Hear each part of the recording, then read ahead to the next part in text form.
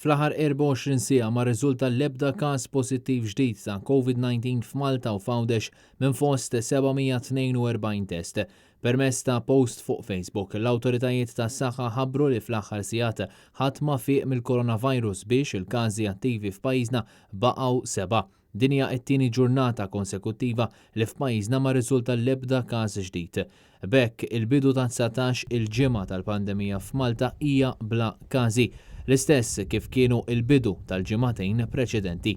Fatt pożittivu li fl-aħħar 3 ġimgħat irriżultaw 11 il-każ ġdid fejn fit-12 il-ġurnata minnhom ma ħareġ l-ebda każ ġdid ta' COVID-19, numri li qatt ma kellna bħalhom minn mindu feċ l-ewwel każ.